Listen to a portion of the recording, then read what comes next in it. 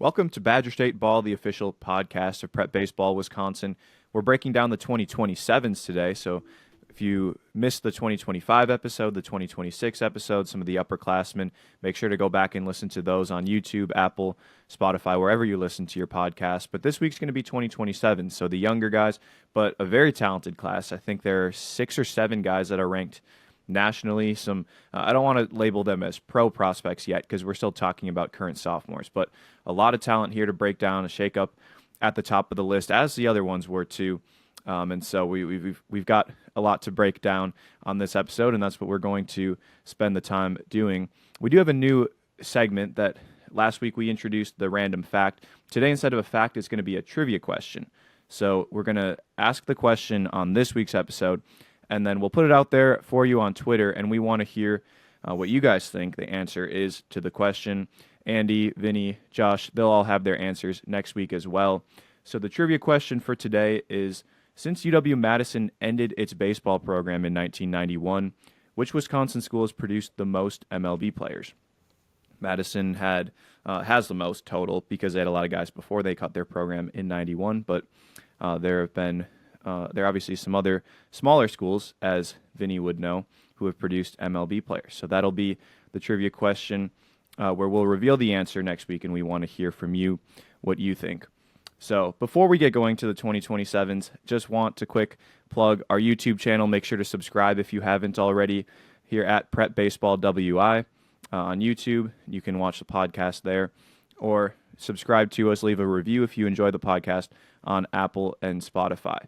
But enough for me talking. Let's talk about the 2027s because there's a shakeup at the top. Maddox Lessard was number 1. We talked about him last week joining the 2026 rankings. He reclassified the Muskego catcher, and so there's a new catcher at number 1. But before we get into that new number 1, we want to talk about how we go about the rankings. We had Drew on to talk about how he goes about the rankings in general, but with 2027s being a younger class, that's a little bit different than, say, the 2025s or the 2026s. So we're going to go to Andy first because Andy's the most senior member of the Prep Baseball staff here on the podcast. So first off, just how does it differ from the 2025 or 2026s where you're looking at guys being ready to commit to colleges, even pro guys looking at those prospects already? How is this one different? Yeah, well, with this current sophomore group, at this stage in their baseball careers, there's just a ton of factors, ton of variables that make it difficult to really project on. And rankings kind of mean something different to everybody individually. You know what I mean? Is it kind of a present grade that you're ranking these players on? Is it future? Is it just a combination of both? I think that's what makes it tough. And for the readers, the listeners, their versions might be completely different than ours. And so there's a ton of factors, and I get it. It's complicated, and it it can be frustrating or fun, whatever it is. But for this group specifically at this stage in their careers, a lot of these guys are still pretty committed to playing a second sport or even a third sport. I think that's even more common in Wisconsin, as some of these other states, warm weather states, I guess, get a little bit more competitive. In a specific sport like Wisconsin, I think because it has such drastic seasons and there's a huge football culture here for that, a lot of kids still play multiple sports. So there's a lot more to project on for that reason. They're playing a second sport, maybe they're best at baseball or they like baseball the most, but they still play football or basketball. Their reps are probably going to be a lot lower in baseball than it would be maybe in a warm weather state or something like that. So that's kind of a factor there because you have to grade what the player is performing now, today, and then you get to factor in okay, once they finally do get to dedicate themselves to just this one sport, how's that going to look? Is that going to make them substantially better? How can you project on that? The current athlete, I think makes it easier to project on what they will look like in the future, or maybe their aptitude for learning things developmentally in the game. So there's a lot of factors. It makes for a really complicated process for us. It's stressful. So there's a lot that will change certainly in the future here. So this is just our best guess at how these guys shake out right now. Okay, so let me just add on real quick to what Andy was saying. In particular, this class is hard to to rank in general just because they just finished their freshman year. And now we're asked to update these rankings from what we saw in the summer to now into the fall. There's not a lot of information on these kids. So it is a little bit more of a difficult ranking to do. Also, what David mentioned is there's a little bit more projection that you're trying to do right here as opposed to, let's say, reporting. So I'll never forget Lorenzo Cain. Okay, Lorenzo Cain. And if you're wondering, how do you scout? Well, you have to see these guys perform and perform well in game. And I'll never forget Lorenzo Cain. When he wasn't just a projection guy. When he was 18 years old, he signed by the Milwaukee Brewers. He goes out and wins the MVP for the Arizona League. Okay, so it wasn't just this athlete, because he was a basketball player in high school. It wasn't just this athlete that was trying to figure things out on the fly in baseball. No, this kid went out and performed. He hit 370 in rookie ball. And there's a lot of indication right there, the fact that he hit 370, he was going to be a big leaguer at the end of the day, in which he was a very good big leaguer who won a World Series ring. So it is a combination between projecting on these guys, but then also reporting and how they perform. So that's kind of what you're factoring in, and you're kind of taking in both pieces of information. Yeah, I heard that the Brewers first saw Jackson Chourio hit when he was 10. So yeah, at least we have these guys are 15. So at least it's a little bit easier than that. And to the point about the players playing multiple sports, is that something that's maybe a little more important still at this age than maybe a 17-year-old as they're still developing that athletic base? We talked about it last week, but Vinny, for you, is that something that as a scout that you would want somebody who's, again, a little bit younger to have that athletic base? Yeah, you love to see that, right? Because I've heard it talked about like this. So as you develop your athleticism, you definitely want to be able to play multiple sports. I've heard even, like on off days, Cal Ripken Jr. during his streak would go to the YMCA and play pickup basketball. I mean, that's a real thing that happened. I mean, you learn, right, as a kid when you're playing multiple sports, you're going up for a layup or you're playing football or soccer, and you go up for a header in soccer and you roll your ankle a little bit. You learn how to roll your ankle. And so and take that fall on that ankle and not be out for 3 weeks with a high ankle sprain or something like that. So you learn how to do those things. Your body learns and adjusts by playing multiple sports. So you do love to see that as a scout. And then also you can dream on, okay, there's more to tap into here, kind of to Andy's point. They're not necessarily as developed as some kids that are focusing solely on the game of baseball and are extremely polished already. Is there much ceiling left there? Is there much to develop left there? Because they are so polished and they are focusing so much on baseball. It's a give and take there for sure, but there is definitely something left, right, in development for kids that aren't just solely focusing on baseball. Just to button up that point, really, is it I think there's also some self-awareness that has to be taken into account there too, as a player, just individually. We all have different levels of skill. If baseball is something you dream on playing at the next level, and maybe if you're realistic about what your end goal is in the sport, maybe that does mean you need to spend a little bit more time focusing on that one sport. I think in a vacuum, of course, it'd be awesome. Playing multiple sports, I think, is beneficial for a ton of reasons. But at the same time, if you have that self-awareness, maybe you're LSU isn't your dream school or isn't a realistic dream school of yours. I think it's okay to then to say I'd love to play college baseball, and I think there will be opportunities for you if you do solely dedicate yourself to that one sport too. So yeah, there are a couple different ways to approach it for sure. Yeah, I'm not knocking guys for sure that are solely focusing on baseball. Definitely not. I mean, right, because at the end of the day, you go to college as well, and they're going to want that polished athlete for sure. So it's a give and take, but then at the same time, there's some colleges okay, give me that raw kid that hasn't been playing baseball solely. So it's both. Yeah, you learn a lot from playing different sports, just you're strengthening different muscles, you're becoming an athlete in different ways. So yeah, I think if you can do it and thrive at multiple sports, that's only a good thing. Yeah. Yeah, and I think especially right now in Wisconsin, there are more opportunities than there were even 10 years ago, 15 years ago with a lot of the indoor facilities, more training. So I think there's more advantage to being a baseball only athlete than there were. The multi sport athlete provides some opportunities that baseball alone won't necessarily. Well, we'll go into the top five now because pro prospects, 6 guys in the top 250.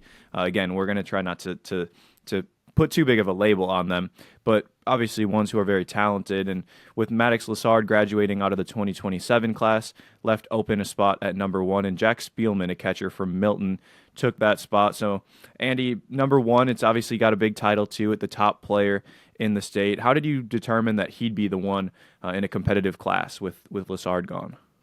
Yeah, so this is a kid who's just really checks almost every single box you could hope for.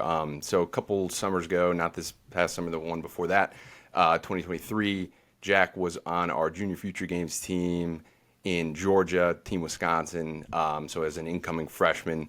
And he was as valuable a player as you could ask for in a setting like that because he plays a ton of different positions, plays them really, really well. He's really, really tough.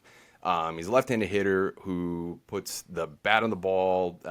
He's getting stronger, and he has the frame to go with it. And he's this athlete. So he's an athlete at catcher. He hits left-handed. Those are naturally just things that are going to boost your own prospect stock. But then you take into account some of these other things that are tough to measure, just how tough he is. I remember down there in Georgia, just thinking back on it. There was a play at the plate. I think it was really awkward kind of collision. And we needed him to catch kind of a lot that week because we had a bunch of players playing different positions and stuff, and so he caught a lot and it was really hot and he just was pumped about it. He wore it, and it's those things that kind of help separate him. Not that maybe that's what pushed him to number 1. I think his actual skill set is what does the job here, just as a really athletic catcher who might even be a center fielder potentially if it comes down to it one day. Who knows how to hit? He's an advanced, mature hitter. He did that for Milton in the spring. We kind of expect him to keep doing that. He maintained that throughout the summer. So he's kind of a number 1 here. I think it's a close group that we'll get into. A lot of these guys have cases. It's a really good group in general, which is why there are so many ranked nationally. But the depth, I think, of the class is its strength, but a Spielmann is a totally deserving number 1 for a lot of reasons. I totally agree with that, Andy. I mean, he's definitely deserving of that number 1 spot. One of my favorite players in all of Wisconsin, not just this class, right? I mean, so it's a sweet left-handed swing. Everything really comes easy to this kid. The baseball IQ is absolutely off the charts. To Andy's point, he may not stick behind the plate, but that wouldn't be because he can't do it. I really think that this kid can do it. I think he can stick behind the plate, and he wants to stick behind the plate, so there's that factor. Some kids can catch and throw but don't want to be a catcher. This kid wants to catch. But at the same time, he's so athletic and has such a high baseball IQ that he could play in the middle of the diamond as well. And so both in the infield and the outfield, to Andy's point, could end up being a center fielder. So you love what Jack Spielmann can do on both sides, and certainly deserving of that number 1 spot. Yeah, last year the first games that I went to for the spring, one of them was Milton, and he caught Broden Jackson, who's a Madison College guy who was a senior last year, and I remember walking away impressed. I didn't really know Spielmann going into the game, and I was shocked to find out that he was a freshman because that maturity level was evident there, just in seeing him play that one game. Working down to number 2, I mean, not really down because another elite talent, Cooper Schaefgen. He's a Louisville commit, the only player in this class who's committed. And I also saw Schaefgen that same day, the first day that I went out in the spring season. But he's someone who's more advanced as a hitter. Maybe not more advanced than Spielmann, but just an advanced hitter. 95-mile-an-hour max exit velo. So Fields, this is someone that obviously to become a Louisville commit at the age that he did is doing some things right. I mean, how does the power compare to other guys? Because as a corner guy, the power is going to have to be there, and it is there right now. But how does it compare to guys nationally? Because we're talking about one of the best players in the state. So right now we're projecting on the power. I mean, Schaefgen makes a ton of contact every time we see him in the box. in game. It's just we need to see a little more loft. Like, he impacts the baseball really hard. He makes consistent hard contact. It's just not always in the air. So Schaefgen, always in control of his at-bats, taking smart at-bats, and finding the barrel often is just something that he's grown accustomed to and across all of our looks. So really, it's just the bat is the calling card here, and it's trending to be one of the best bats in Wisconsin. And one of the youngest players, right, in the class as well. So, I mean, he's got a late birthday, and I love my comps, guys. So you guys get, you listeners of the podcast, get used to it. But the comp to the swing, I mean, it's how grounded he is, how he uses that lower half so well, and then just how he plants into that lower half and then uses it to start the swing, and has such strong hands. And I do see a little bit flatter path as of late in terms of him being able to tap into that power, that line drive swing, not a loft swing for sure, but that line drive approach to where he's going to be able to drive the ball out of the ballpark to all fields. But again, you guys are sitting on pins and needles waiting for this name, but it's a Paul Konerko look to the swing. Just the way, again, that lower half, it's very quiet in terms of how he gets to that launch position. You can't really teach that, right? I mean, so I used to have to really gain some momentum and kind of crash into the ball. This kid stays so balanced with that lower half through the swing. His head stays so completely quiet, and then it's just barrels all day long. This kid can really hit. And then let's not forget the fact that defense at third is coming along as well. So, watch out for Louisville, right? If Dom Santarelli's playing first and Cooper Schaefgen's playing third, but both those kids might not make it to college. So we'll see what happens here in the next couple of years. Yeah, Paul Konerko, Andy's favorite player growing up, to be honest. As a White Sox fan growing up, I don't know if I am anymore, but I don't blame you. No loyalty? Well, he's a cheesehead now. A lot of factors there. Yeah. Well, two infielders in the top five, Kyle Rogosienski and Ryan Rose. Both guys also ranked nationally. Rogosienski runs a sub-7 60-yard, 90 miles an hour across the infield, 91 mile an hour top exit velo. The numbers maybe aren't as important at this age, but still, I mean, those are all numbers that are already in line with guys going off to college right now. So clearly the talent is there for Rogosienski. Ryan Rose right up there in terms of talent. Number 5, how do you project on a middle infielder at this age, Vinny? They're both very athletic, maybe even a two-way guy with Rogosienski. But what are you exactly looking for? Because I would imagine the numbers aren't everything with someone, again, at this age and looking ahead at their future. Yeah, I actually want, because Andy made a great point off air about Rogosienski, and it almost reminds him of Eddie Reinders at the same age. So I want him to comment on that because the bodies almost look identical. They're both left-handed hitting middle infielders, but when you see a Kyle Rogosienski and the way that he looks and how he does it, his actions both in the infield and then at the plate, you can't look away, really. I mean, it is what it should look like, and then you see the body to boot and how it's gonna fill out. He's a twitchy kid, he's an athletic kid, but you do just love the actions in that showcase setting, and then in game it is going to continue to just show up. I mean, he's a third-ranked player in the state for a reason. The ceiling is absolutely immense with this kid.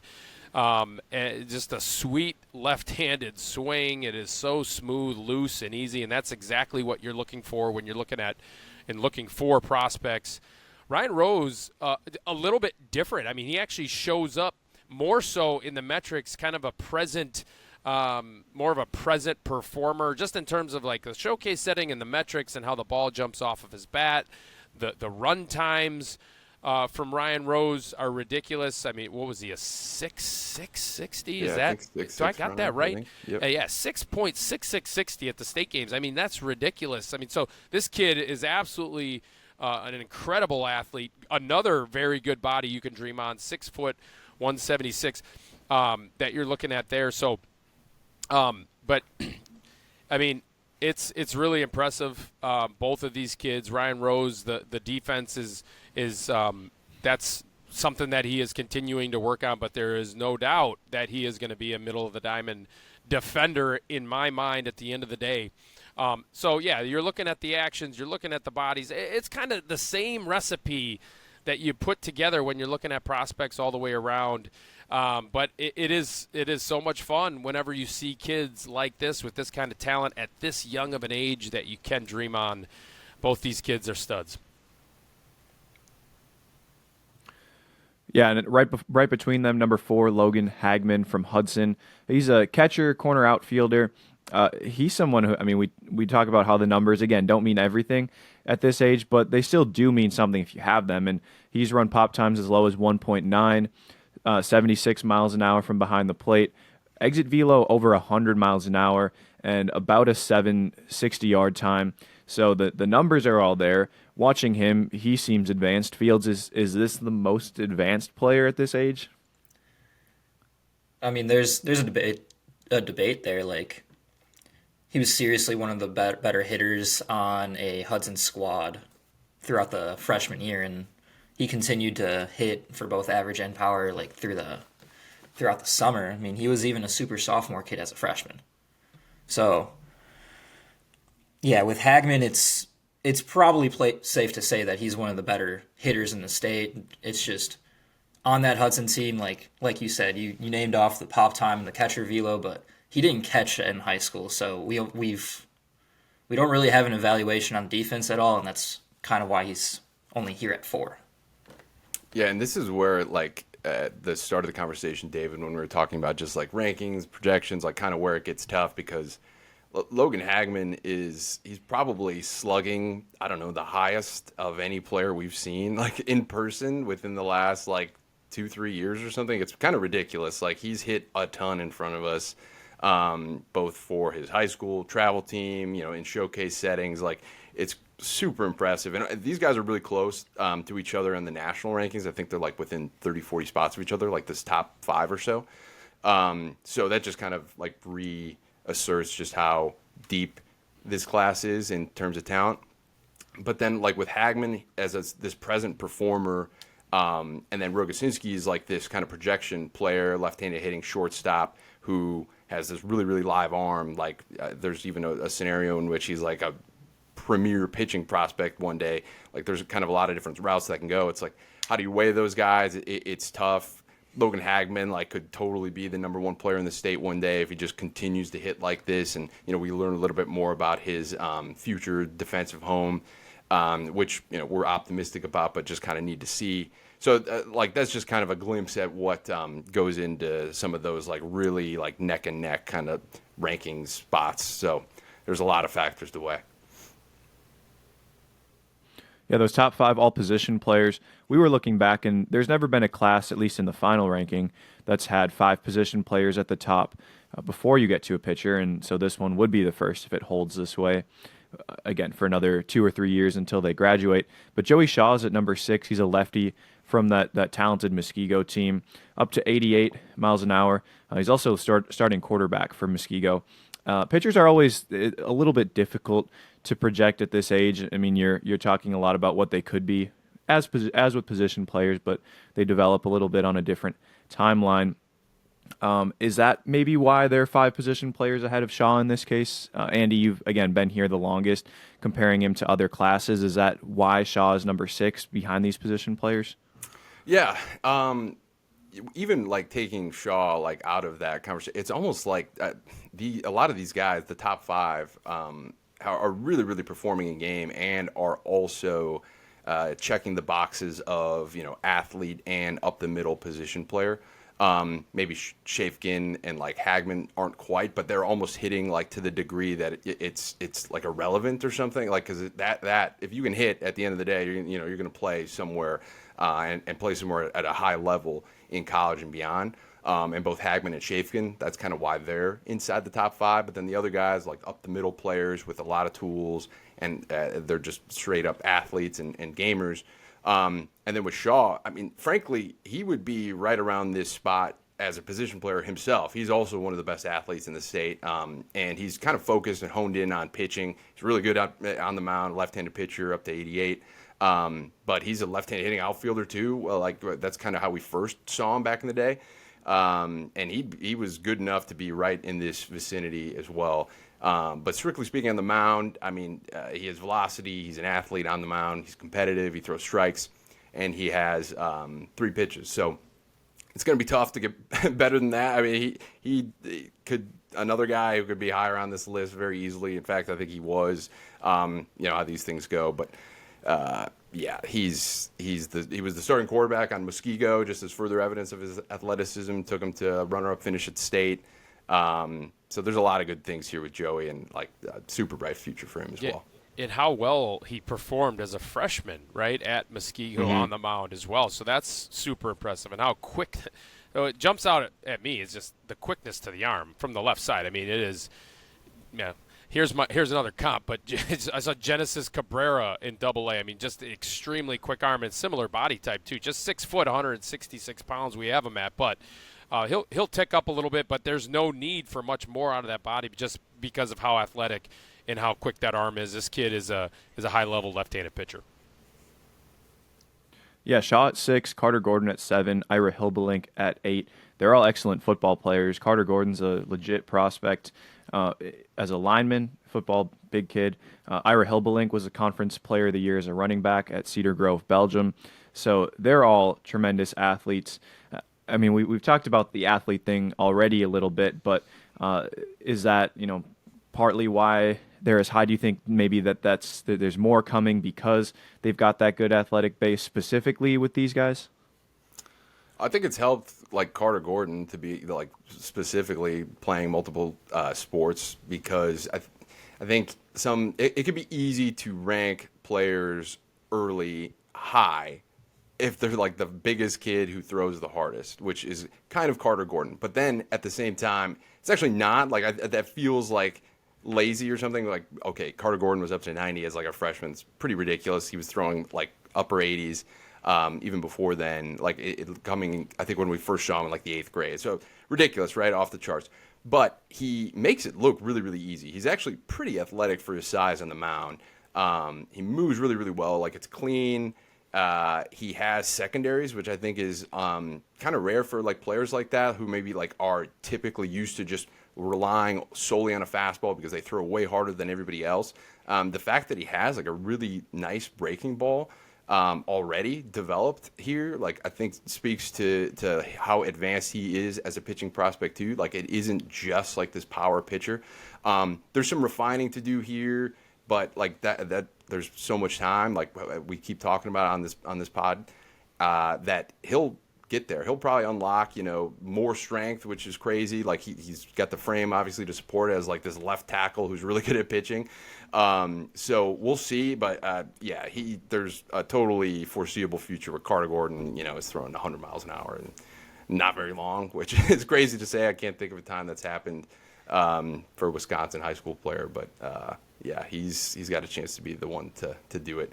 With Hilbelink, I didn't know that he was a conference player of the year at running back until Vinny brought it up when we were talking about this podcast beforehand. But it makes a lot of sense because he's like the most versatile baseball player on this list. He's good at just about everything. He can really, really pitch. We've heard reports of like upper 80s plus mile an hour off the mound. He was up to 86 in March, so it's not that hard to believe either. He has 3 pitches, and yet he might even be better as a position player. Just a bat-to-ball guy, right-handed with a ton of compact strength. He can play center field. He can play corner spot. He can play anywhere in the infield. He is that versatile too. So it makes a lot of sense that he's right in the mix in this group here at number 8 overall.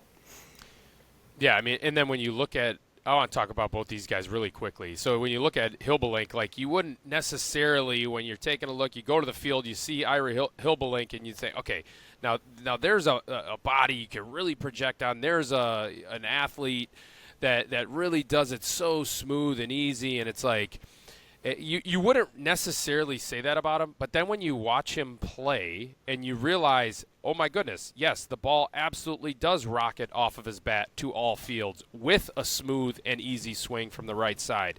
And yes, he can play multiple positions and make it look easy. And he's just another one of these high IQ baseball guys that just gets the job done. But then also you realize this guy's the best player on the field on any given day. So it's just an impressive all-around baseball player. Like Andy said, it can do it all. And all of a sudden, oh, my goodness, he's potentially over 90 on the mound as well. So it's a lot to like about Ira. He's got a very, very bright future. I want to say about Carter Gordon. Now, this is an opportunity maybe for the Wisconsin Badgers to bring back baseball, right? So that they can bring in this left tackle, one of the, potentially one of the best prospects in the country as far as a left tackle is concerned, if they can go ahead and bring baseball back and lure him in to be, maybe their Saturday starter as a freshman and then eventually their Friday night starter. So we'll see. We'll see if that is in the works. But yeah, Carter Gordon, he is just going to continue to get better. And don't forget he can also hit bombs. But I do think the future is going to be on the mound for him as well. Yeah, that is true. He actually, probably underselling. Yeah, I probably undersold his power, which maybe that was kind of expected. But yeah, he hits some bombs for Germantown. Yeah, I don't know the prospect status of Shaw or Hilbelink. I don't work for Prep Football Report, but maybe Shaw can be QB. I know the Badgers are always struggling to find a consistent quarterback. Hilbelink maybe running back behind Carter Gordon. So they got 3 recruits already in the top 10. If they just bring back baseball and they're set, they can start competing already. Yeah, that's a squad. You got a squad there. Yeah, a few other examples from pro guys we were brainstorming because in Wisconsin, as you were mentioning earlier, there seemed to be a lot of eventually pro baseball players that did play other sports at a high level. Luke Fox was one, football and basketball at CMH. He was in my class. AJ Vukovic was a 2,000-point scorer at East Troy on the basketball court. Noah Miller also was a phenomenal basketball player. Max Alba, Alex Pinellas, if you're working a little bit further back, Drake Baldwin with hockey. These are all guys who eventually have made it into the pro game in baseball, but they were also legitimate college prospects in these other sports. So it can be done for both or for multiple sports, and these guys could be the next ones who we wind up talking about maybe in 2027 when we're breaking down the 2030 class as the next Joey Shaw or the next Carter Gordon. A few other guys that we wanted to talk about, big risers, guys who are working their way into the top 10 of the list. Grady Cheever is Gordon's teammate at Germantown. He's a switch-hitting catcher. I mean, Vinny, for a 15-year-old, a sophomore, switch-hitting catcher, how difficult is that to do? Yeah, extremely difficult. So not only do you have to work on all facets of your game, and this kid is not only a catcher, he can play all around the field. I mean, you could stick him at any position. He can play in the middle of the diamond, in the infield and the outfield, but then is also a very advanced catcher. Talk about another multi-sport athlete. He is a contributor on his basketball team at Germantown as well. So, I mean, this is an athletic kid who's got a lot of potential. He is, we have him at 160 pounds dripping wet. So, I mean, once he adds weight, he could potentially be the number 1 player in the class because of the way that he does play the game as well. Because of the baseball IQ, he wants to be up in the tight spots at the end of a game, and he's going to come through for your team. But then, yeah, he's got to also work on basically 2 swings, right? So, it's extra hard to be a switch hitter. For a kid to be a real switch hitter at this level is very impressive. Grady Cheever, one of the best players in this class. And yeah, he can catch and he can do it all. Rounding out the top 10, Jacob Coisman, right-handed pitcher from Luxembourg Casco, small school up in northeastern Wisconsin. He's 6'3", long, lanky. He's someone that, I mean, when I saw him, I felt like he's somebody we could see maybe at the top of this list, maybe being that pitcher that breaks into the top 5. Fields, did you see the same thing with Coisman? What is it about his skill set? He's up to 86 miles an hour that really impressed you in that look of him in the fall? Yeah, so outside of like the now stuff, the fastball up to 86 with a tight breaking ball that he has feel for, it's the athlete and just how he does it. It's 6'3", long-limbed with twitch. It's lean. There's so much room for added fill and just development for this kid. On top of it, there's a loose, clean, uninterrupted arm action with just tons of arm speed that the fastball really jumps out of it, which helps it play up even more. So, yeah, like if you had to build it up in a lab, like Jacob Coisman is probably you probably come out with something that looks like Jacob Coisman. Yeah, Fields, I wonder what you think of this, putting you on the spot a little bit here, but it occurred to me that he actually kind of reminds me of Brandon Shannon in Illinois. So he's an Illinois senior currently from McHenry, and the ball just kind of comes out similarly. And Brandon Shannon's like kind of evolving into like a full-on draft prospect as we speak here. But so not to put too much pressure on Jacob, but I think there's like something similar with the way, at least delivery. I don't know about their like pitch profile. No, I 100% agree with you. I was actually thinking of that as I was talking right there. But I mean, we're talking about a guy from Illinois that has a chance to be maybe the top right-hander in that class. So, like, yeah, the praise is high here for Coisman. Mm-hmm. And usually a kid who kind of just jumps onto the scene like Coisman did for us, we don't necessarily put a kid like this in the top 10 unless he does something and unless it just looks like, oh my goodness, this is a kid that is just the way that the ball comes out and the delivery and the athleticism. And like all those factors just factored into the fact that Coisman is a top 10 player for us right now. When you talk about high ceilings, I mean, this one is as high as it gets. Yeah, Coisman is from a small school too, so a little bit more difficult to see him in the spring. But there are a lot of these guys too. One thing that I noticed that I think we'll get more looks at them in the spring because they're teams that maybe were in state last year. I mean, Hagman was one of them. His Hudson team made it to state. That Muskego team is obviously very talented. Rogosienski and Shaw there, and Kuglich we talked about last week. Lassard, I mean, they're stacked all the way through. Germantown is very good. So there are a lot of guys that we could see a state, even if you work down the list. Johnny Dietz with Lacrosse Aquinas last year. So they're ones that that are contributing to their high school teams already, and I think that gives them a little bit of a boost. 3 more risers we wanted to talk about in the list: Mark Susa, Dylan Schreiber, and Wes DuCharme. Fields with these guys being the risers that they were. Susa is from Hudson also, as I mentioned. Hagman from there. But what propelled the rise for these guys, and could you see them continuing that trajectory?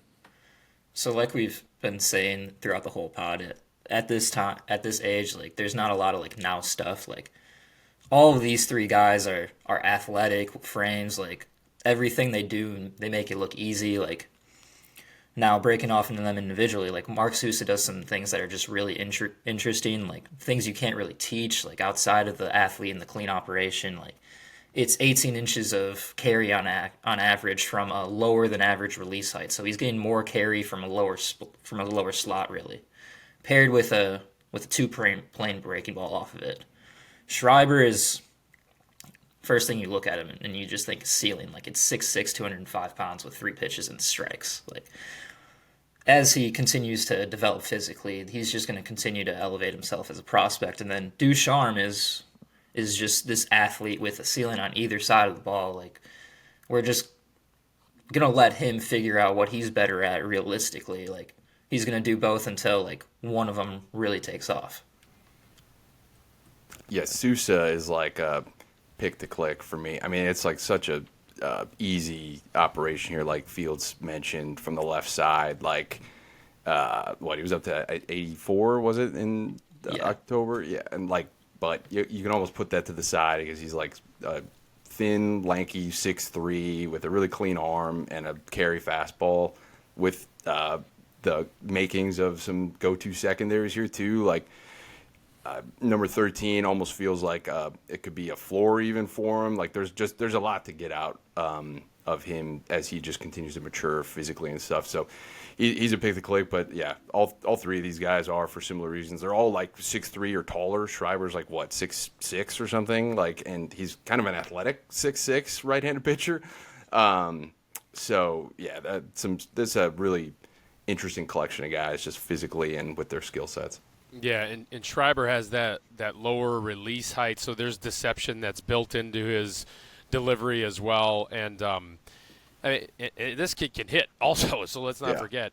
He's a left-handed hitting first baseman, but you love all 3 of these kids. Hard to really slot them because, again, they could be in the top 5 a year from now, But yeah, I do like all three of these kids, and especially I like Andy's point that it could be the floor for all three of these guys. Wes DuCharme, you talk to some of the people around the state, this kid could end up being the best player in this class. Raw, right, basketball and football player as well, so all good at all three, and very athletic. So love all three of these kids. Mark Susa, left-handed, love what we saw from that showcase in October up at ISA. So good stuff from all three. Yeah, last week we talked about Colton Semmelman being that breakout pitcher. I think when he was the spring of his freshman year, he was only up to 80 miles an hour, then up to 88 in February, and just continued that trajectory into one of the top spots in the 2026 class. Think about who could be that Colton Semmelman for this class. And Jacob Coisman, I think, is one. Dylan Schreiber is another. Mason Horn is one that I like from Muskego. He's a smaller guy right now, but he's a good mover, loose arm, three-pitch guy. Someone that I feel like we could see a big velo jump coming from him.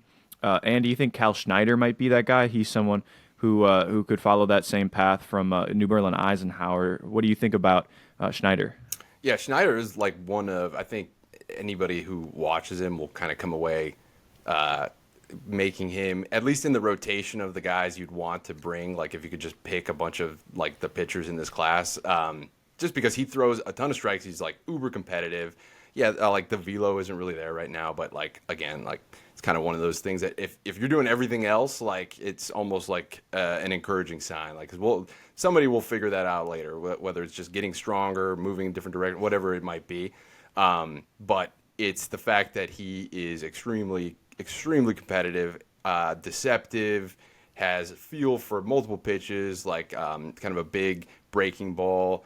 And even though there's not a ton of velocity attached to the fastball, like again, it kind of gets swings and misses on its own, or at least weak contact. So he's just somebody that you can rely on at pitching wise. And I feel like going through this after a while, like there aren't that many of those guys in any given class where it's just a reliable, like, hey, I can send him out there and I know I'm going to get like 6-7 good innings.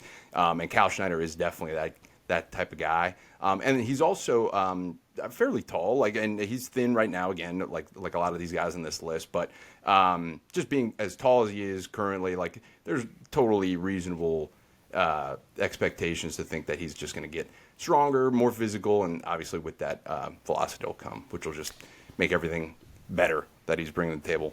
And it's almost an advantage, too, to have a guy like Cal Schneider, like Mason Horn, like a Mason Robertson, three lefties in this top 30 for this class that don't have the velocity quite yet. And so they learn how to have that great touch and feel, to command the ball to all four quadrants, to keep hitters off balance, to come in on righties, learn how to just get the ball off the plate to righties inside. And then learn how to spin a breaking ball and have a good changeup as well. So it's almost an advantage. And then once the velocity does come at some point, these guys are going to absolutely pop off the charts for us. I mean, David Go, you remember, that, right? As a left-handed arm, learn how to pitch without velocity, although you always threw hard, right?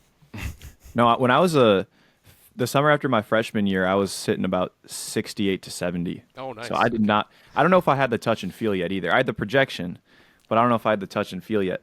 But I remember I was thinking back to a conversation I had with Derek Dahlke, who's over at Concordia St. Paul at my old school, and he was saying that they're more confident now that they can develop velo than really anyone was 10, 20 years ago. So he was saying he likes to target those guys who have some of that projectability, to your point, and they learn the touch and feel. And then he thinks that they can add the velo. So maybe they're sitting 82, 84 with a projectable frame, bring them in as a freshman, and then by their sophomore, junior year, maybe they're sitting 88, 90. And when they already have three pitches and they can command the ball a little bit, then they're set up for success a little bit more at the college level. Mm-hmm. Yeah, and I think that probably echoes a lot of the industry too. Like, I think they're not so much scouting velo anymore. Not that they really ever were specifically, but it just feels like it's kind of been unlocked in a way. Like, if you want to throw harder, like there are programs like that we can just hook you up to that you'll throw harder, but you got to do the other stuff if you want to succeed. Guys, one more thing I did want to add about this 2027 group. I mean, I know look, we love talking about these players, and we could sit here and have a 3-hour podcast, but we don't have the time to do that, obviously. But, I mean, this class is, and I know we've been talking about it, how exciting it is, but this could be one of the best classes in Wisconsin in recent memory, just with how deep this top 20 is, and you could even go further than that for sure. I mean, we didn't even mention some guys in this podcast that are just these guys are studs. They could be in the top 10. It was splitting hairs where to rank these kids. I mean, Johnny Deeds can really defend up the middle. Kinston Grisolano, we'll talk about a sweet left-handed swing. And then he can also really throw the ball and pitch well from the left side. There's all kinds of ceiling here. And so there's a couple of kids that we did not mention. Chace Staude could end up being one of the better defenders in center field in recent memory as well. And then if that bat comes, just watch out for Chace Staude as well. But yeah, there's guys in every podcast that we fail to mention. But again, that's not an indictment on how we feel about the players. This class is really exciting, and we're going to continue to talk about these kids as we continue to publish these podcasts. Before we finish, a few commits over the last week that we wanted to highlight. Trey Kirchhoff, a 2026 that we spent some time talking about last week. He's from Burlington. He committed to Illinois Chicago. And then a few 2025s. Brady Johnson committed to Eau Claire. Matthew Picorni to Whitewater. Jackson Neighbor to MSOE. And Merrick Warzeniakowski to Stevens Point. So congrats to those players on their commitments. We do have a new Rotino report today, and so it's going to be a 2027, sticking to the theme of the rankings. Vinny, who's today's highlighted player in the Rotino report? Yeah, today we are talking about one of the most exciting players in this class, Cooper Sievert. I mean, this kid is an up-the-middle defender. This kid can hit. It's a really compact, short, quick, right-handed swing. Ball jumps off of his bat. Then you look at the defense up the middle. It's 88 miles per hour across the infield. He's got great feet, a very good clock, soft hands. The ball jumps out of his hand across the infield with accuracy. So a lot to like about Cooper Sievert. Just outside the top 10 for us in this rank. But, again, this is another kid. Very difficult to separate this level of talent. Cooper Sievert right up there with his level of talent. He could end up being in a top 5 at some point in his high school career. Love Cooper Sievert. Wisconsin Lutheran 2027, one of the best players in the class. Yeah, right up there with the guys you're talking about, how you want to highlight everyone. He's someone that certainly before we left we wanted to highlight. One other thing that is notable that happened in the last week is the Wisconsin Baseball Coaches Association announced their Hall of Fame class of 2025. And in that class, David LaPointe from Florence, Tom Schmidt from Middleton, Scott Staude from Burlington, Craig Terpstra from Stevens Point, Eric Wedemeyer from Chippewa Falls McDonald, and Jay Wolchinski from Germantown and previously Whitefish Bay. So congrats to all of those guys. I think one of them, even I saw, has been coaching for 47 years. So some serious baseball pedigree on this list. Yeah, kudos to all these guys. I mean, that has been the most, like, one of my favorite parts about Wisconsin baseball. Like, I knew nothing about it 6-7 years ago. So coming into it, it was like super welcoming. It's a real community. Like, Scott Staude was one of the first people that I met from the Wisconsin baseball coaches side. He's kind of like a friend of the program at this point. Like him, myself, and like Steve Nielsen, like the kind of original scouting director in Wisconsin. Scott always like made us feel welcome at the coaches convention every year. Like, he kind of helped us, spread the word on what we were trying to accomplish. So, he's been an awesome just friend to us, to Prep Baseball. So just kudos to him. Obviously, well deserved. He's super popular, I think, among coaches too, his peers. So totally deserved. And Craig Terpstra, kudos to him. I feel like Stevens Point's bash is just awesome every year, and they churn out some players too. And there's always Coach Wojo of Germantown, formerly Whitefish Bay. Like, Germantown's in really good hands with Wojo, and another really good dude in the sport who we know pretty well at this point as well. So yeah, everybody on this list, like there's a lot of good baseball people in this state in Wisconsin. You know, if you don't know that, like, and you're just listening in, like, this is a great baseball state, so it's always fun to memorize these guys and just talk about them a little bit more. Yeah, and one other Hall of Fame nomination induction, Tom Hamilton, broadcaster for the Cleveland now Guardians, and he's from Wisconsin. His brother actually is Rob Hamilton, who was inducted in the 2023 class, longtime coach over in Sun Prairie. So congrats to him. And the Ford C. Frick Award is what the official award is called. So he'll be inducted into the broadcast wing of the Hall of Fame. Bob Uecker, I believe, is in there. Vinny, maybe one day we'll see your name. Oh, maybe, yeah. Maybe shoot for the moon. And if you miss, you become a star, right? That's a good saying. That might be my senior quote, actually. But so yeah, Tom Hamilton. If you guys have an opportunity to ever be in Cleveland, go up to the booth and tell him you're from Wisconsin, and he will talk to you for about 2 hours about Wisconsin, and especially Wisconsin baseball. So yeah, Rob Hamilton, the legendary Sun Prairie coach, is his brother. And then also, please do yourself a favor and go right now to when Tim Anderson and Jose Ramirez got in a fight and listen to Tom Hamilton's call of that. And he says, down goes Anderson. Down goes Anderson. It was absolutely epic. So go ahead and listen to that Tom Hamilton call. A well-deserved Hall of Fame career for the Wisconsinite. Yeah, I think it was maybe 2 or 3 years ago. I had a MLB audio subscription because when I'd get bored in the car, I would listen to games, and I would usually turn Cleveland on because I would basically just pick the broadcasters that I liked.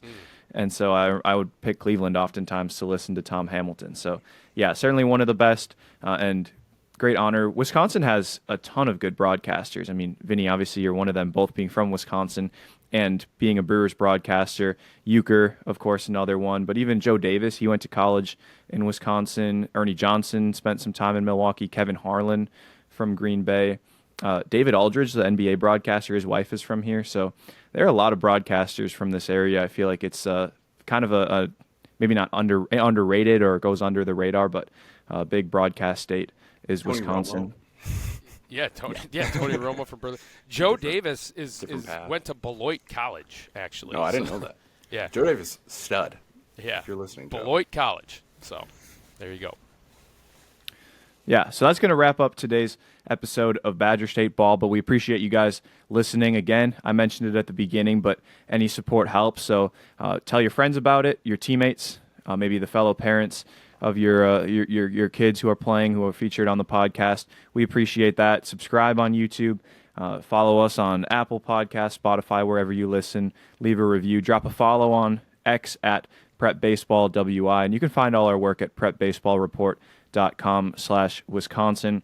We have news, rankings, updates, explanations behind our rankings updates that maybe differ a little bit from what we describe on the podcast here, and that's where all our videos go up of you if you're a player, or your kid if you're a parent. So everything pretty much goes up there and through our social media. So make sure to keep up with us there, and thanks for listening. And as always, let's bring back Badger baseball.